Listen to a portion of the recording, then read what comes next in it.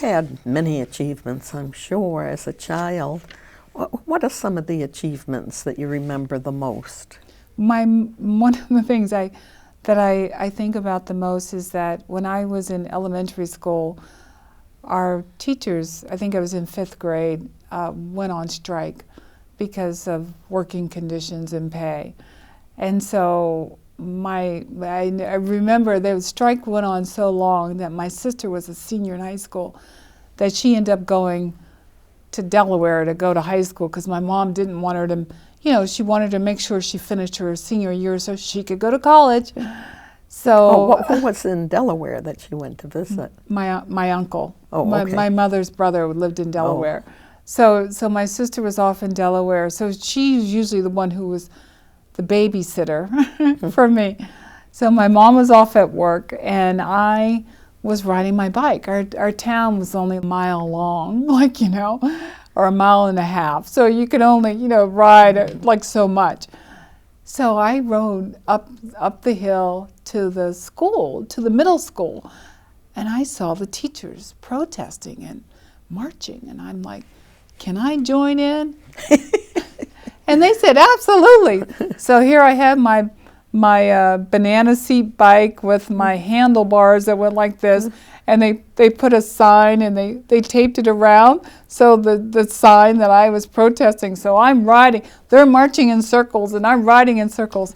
And lo and behold, there was a photographer who took a picture of me on my bike standing there, and the teachers were behind me. And it was published in our weekly publication. It was called The Record. And my mom almost fainted. Like, I cannot believe you were up there protesting with the teachers. Like, she was proud, but of course she was embarrassed because they're probably thinking, where's your parents? And of course they were both working. But I was really proud because, again, teachers had played such a great role in my life. I think my life was thinking about, again, being the teachers because of so much, throughout my life, even in high school, how much they helped direct me. So teachers really pushed you along. They found you to be very intelligent and worthy, and so they try to push you into, good classes that would benefit you. Yes, and stretch me, because again, this is an environment that there wasn't these stereotypes where, all the black kids were tracked to a lower track, and all the white kids got the college track. No, it was really about the kids who were really interested in learning, irrespective of race. So again, a community that, I hope still exists. When you got into college and you met other black kids, were you able to figure it out in time? No, I had difficulty. I mean, I used to say I had difficulties integrating into a black group because I didn't have a traditional black urban experience.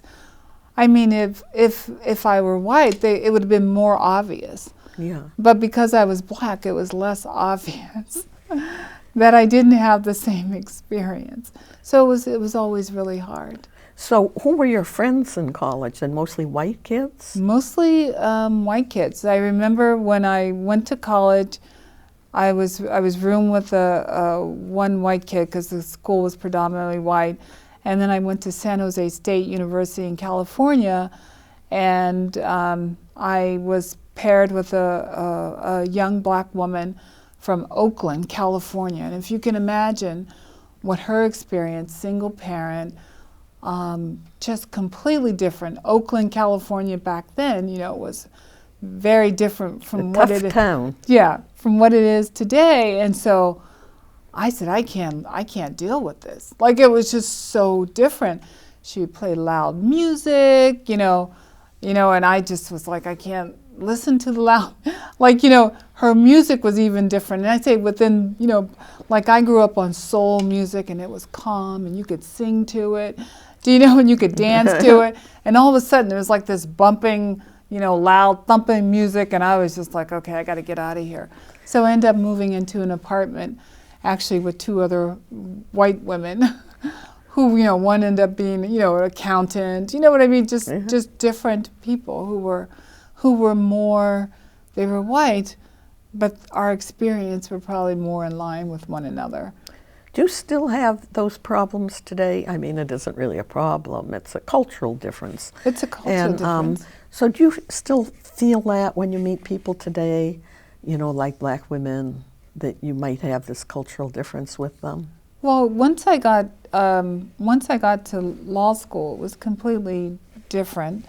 And in the work environment, you know, was a little bit different. I mean, depending on where I was working and what was going on. But, you know, still to this day, I think about my community is definitely a lot of, you know, I'm married to a guy who is Dutch, who's a white Dutch person. And so a lot of my friend in my community is white, even though I do have black friends in a black community. And your black friends, did they had experiences pretty much like you had? Now, my black friends I have now, no, different. I mean, because now we're adults, and I think it's, okay. you know what I mean, you're adults, and so your life is very different, and your focuses are very different than when you're adolescents, teenager, college. Do you know, because, you know, you think about how it's important to fit in, identify with groups, like, you know, and those are more important when you're younger. One of the things I think I had struggled with was that there was, because of the where I grew up, socioeconomically, you know, I grew up in a very diverse neighborhood where there were rich white people, rich black people, but there were poor white people, poor black people, you know, middle-class white people, middle-class black people. But I had a hard time identifying, or can have a hard time identifying, with rich black people.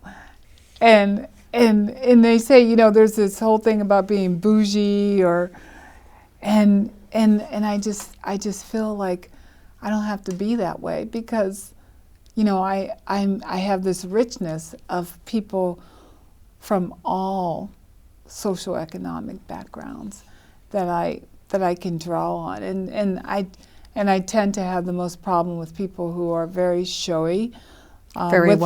Very showy with their money, who are very pretentious and who are very judgmental. So, I think everybody has problems with those people. Do you have any more to say about your undergraduate year? Where did you go? You went to San Jose State. Did you go someplace before then? I went to San Jose State University for my undergraduate degree. I had quite a hard time in San Jose, California. That's where I ended up at. Yeah, okay. But I started off at Slippery Rock University, which is south of Erie, Pennsylvania.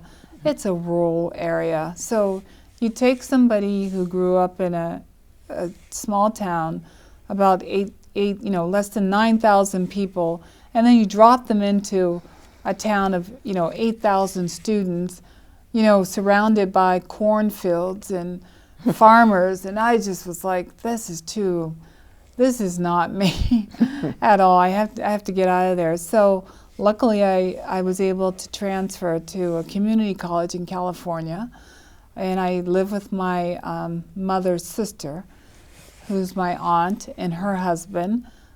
Their kids were older and they were out of the house, so they had room for one more they said they're going to raise one more kid. So I said, okay. So I lived with them for 2 years. I went to a community college, graduated from a community college that was a feeder to San Jose State University. So then I moved to San Jose, and that's where I had my first roommate. And I had a great time. I actually met an amazing, the political science department there in the 90s. Excellent people. My mentor has since, passed away. But I also met a judge. Her name was Ladoris Cordell, who was very I guess an activist, turned judge. And then, after she was a judge, she went on to do some other things. but I had tremendous support from San Jose State University that when I graduated, I ended up getting a job at the city of San Jose in the mayor's office. And that was, again, another, I'll say, transformative experience, because I was hired to work for Mayor Tom Montgomery in his last years of his term. And so he was a visionary. And I say a visionary because part of what he established was a redevelopment authority, and took a town that was known to be dangerous and horrible to turning it into a cultural place, a place to visit and have his story. And then he actually built arenas and light rails. I mean, so these are things that he had a vision for. He said this town has a vision, which now of course is part of Silicon Valley, which nobody really thinks is a real place anymore. But at some point there was a real heart to it, and there was so many tremendous people.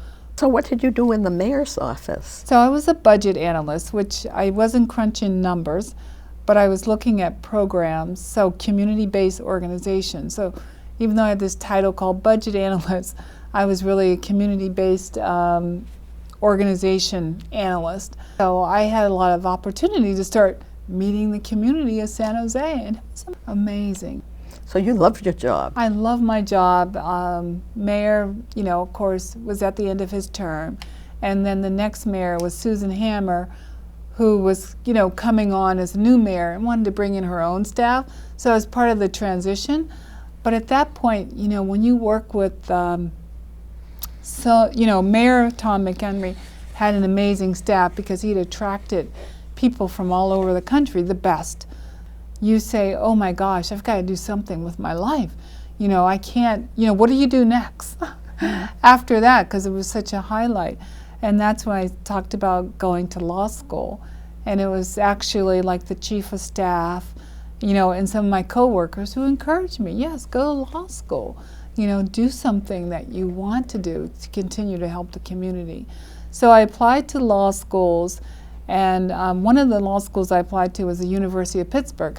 This vision that, Pittsburgh could be, this place that had so much potential, because it had the qualities that Silicon Valley had. Like, it had passion, it had community, it had it just had people who really cared. And so I got accepted, and I left California, and I went, to law school at the University of Pittsburgh. Were you sad to leave California, particularly because of the weather? I did think about the weather when I was leaving, because you don't appreciate the weather when you're there, and then you leave and you're like, oh my gosh, like this is, what do you mean there's winter, there's snow, you got to get boots, it's like, what? Where's my leather jacket? Like, that's, my gloves, that's usually my winter outfit. So I wasn't sad about that, but I was sad that, I'd left friends and community and a life I'd started to build there, and then I had to rebuild, and it was a cultural shock for me. I wasn't prepared at all for being in Pittsburgh and being in a law school, because all of a sudden I was surrounded, I was just surrounded by people who were completely different. And law school is very different your first year, because there's a lot of competition and there's a lot of ranking. Yeah, there's a lot of ranking and competition, and I just wasn't ready for that. Because I come from a place where there was always collaboration, and we're going to do this together, and you can't do it alone. And so I had a hard time, finding my people, and my first year was really tough. And so then you were kind of isolated the first year. First year I was isolated, and so of course, I'm a person of color, so of course all the black kids in law school, you look, there's like 8 or 9 of us. Yeah, there still weren't a whole load of women in law school either, were there? There was at my law school. There were at my law school quite a bit of women. So so I found my community. And were they people of color mostly? No, they were a diverse group of people because I can't have, so I was part of the Black Student Union, but I was also part of a PIT, like sort of public interest group. So those were my people. And so after my first year of law school. What do you mean public interest group? So the people who go to law school who say they're going to go and work in like public defenders. Oh, the idealists, yeah. we call them. Yes. So after my first year of law school, I was able to get a grant to go back to California to work for the San Francisco Human Rights Commission, which was an exciting time because at that point in time, there was AIDS happening in San Francisco, and there was a lot after you finished law school? No, first year of law school. After that was a summer job? It was a summer internship. Oh, okay. So I went there, and it was my opportunity to learn about discrimination. Which I didn't think that's where I was going to learn about discrimination was in San Francisco, but that's where I learned about discrimination was in San Francisco, where they were fighting against discrimination for people who had AIDS or who were HIV positive in housing and in employment. And one of the cases that I worked on was very cutting edge because this was somebody who was perceived as being HIV positive. He wasn't, but he was perceived as being HIV positive. So how did people start perceiving that? Well, they started making judgments about like if somebody sneezes or if they have sores. There were things that he had going on in his life that people could say, like if somebody coughs, oh my gosh, they have coronavirus. Everybody, they jumped to conclusions. Mm-hmm. So there were a lot of people jumping to conclusions about his sexual orientation as well as his health status. So it was quite interesting work project. And then I went back to the University of Pittsburgh because I had found my people, and I started to take classes outside of the law school. I took a class or two in the I don't even know, the graduate school where they teach public policy. So then I got interested in public policy. So it was a great education and a good place to be in the end.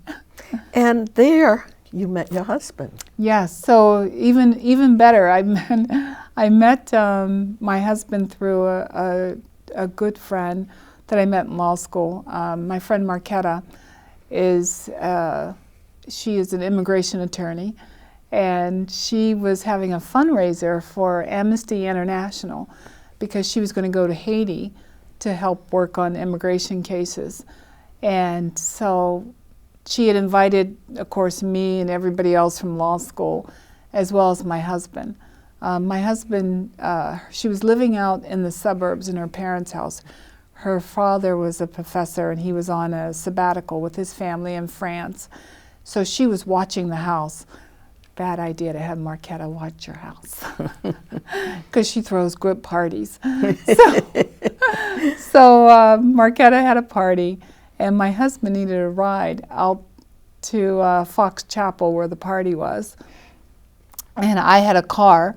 So it was really one of those funny stories where I was at my parents' house planning flowers for my mom, and this is days where you didn't have cell phones. So I was really enjoying being with my mom and having fun with my family. But I was supposed to be back in Pittsburgh picking up people and taking them to the party. So my husband came to my house. He rang my bell and I wasn't there, and he rang the bell, I wasn't there. So he went back home and he called my friend Marquetta and said, I went to Toinette's house and she's not there, and basically complaining. He goes, well, here's her phone number, leave her a message. She'll call you when she gets home and she'll pick you up. So when I get home, I listen to this message. And my husband's Dutch, and he had been in the United States for about 2 years. And he spoke English with a very thick accent. He could barely understand. I could barely understand him. And he couldn't articulate the nuances of how do you ask somebody to come pick you up. So it became, you better come pick me up. So I said, I called my friend Marquetta. Marquetta, who am I picking up? He sounds like a nut job. And she says, oh, that's just Ernst, he's harmless. You know, she's like, oh, he's harmless. And you have to think about, this is a woman who's very brave, who's going to Haiti, and I'm thinking, and she's calling him harmless, and I don't believe that, So anyway, I call my friend Avery, who it was Saturday night, and I say, Avery, what are you doing? Oh, I washed my hair, I got my rollers in, I'm under the dryer. I'm like, take those rollers out. We're going to a party. Because I didn't want to drive alone with this crazy guy. So she says, oh, okay, I'll go with you. So, of course, I pick her up first, and I say, you know, we got to pick up this guy. I don't know him. He sounds a little scary, but I think, you know, the two of us together will be fine. She goes, okay, all right. So he's standing on a corner in, you know, a major corner, and he's got a paper bag, but he's got it twisted at the neck because he's holding a bottle of liquor. And I'm thinking, who does that? You know, I'm going to law school, and I'm thinking, who does that? And I'm just like, oh, no, this is really not a good idea. I could just sense this is not a good idea. And so we pick him up. He gets in the car. We say nothing to each other, and I'm just driving. And my friend Avery's looking at me, and I'm driving. And I'm just saying, okay, we're going to be fine. We're going to be fine. We get to the party. We all just go our separate ways. We don't even say anything. So I get there and I say, Marquetta, who is that weirdo that I picked up? And again, she goes, oh, it's just her, and she's fine. And I'm like, nah, that doesn't sound right. So I started asking again, and she told me, you know, some more about him. And I said, all right. So I let it go. But at the party, Marquetta, there's all these law school girls that show up at the party. And I start looking around. I said, there's no guys here. And I said, oh, except for that creepy guy that I brought, you know, in my car. He's like the cutest, you know, he's like one of the cutest guys here. There was other cute guys there, but they were spoken for. So I realized I got to find out more about this guy. So I asked him to dance, and we dance, and then we go our separate ways. And then I watch him. He's a little operator. He's got this shirt on that's got pockets, and he's got this bottle of tequila. And he's pouring tequila shots for my girlfriends in law school, saying, this is a shot for Amnesty International. And then he's asking for their phone number. So he's got a pocket full of phone numbers from my law school girlfriends. And he's like giving them shots of tequila. And I'm like, oh, wait a minute. That's the only cute guy here. I got to get him. So we get back in the car and we talk, and I find out that he's pursuing his PhD. He's from Holland. That's why he has an accent. He goes to a party. He always brings something. That's why he bought the liquor. And I'm like, oh, we don't drink. I was thinking, oh my gosh, we rarely drink liquor because nobody wants a hangover. Yeah. And he goes, well, I bought a bottle, but I share it with 30 people. Nobody's going to have a hangover. So the next day, I said, oh, he's a cute guy, he's smart. I call him and I say, Marquetta. She goes, oh, maybe we can go out to brunch, on Sunday, so we could go out to brunch together. And I leave a message for him. I said, so he goes, oh, I had a conference, I wasn't around, so maybe we can go out during the week. And I say, well, how about Thursday? Because Thursday is a big party night for going out. And we go out on a date on Thursday night, and we have a good time. And we go to the Squirrel Hill Cage and dollar beers. That's, what we could afford. And then, we say, okay, he goes, I guess I'll see you tomorrow. We go out Friday night, and then he goes, okay, I'll see you tomorrow. And then Sunday he goes, are we going to have dinner, Sunday dinner together? Going out, and we haven't stopped since then.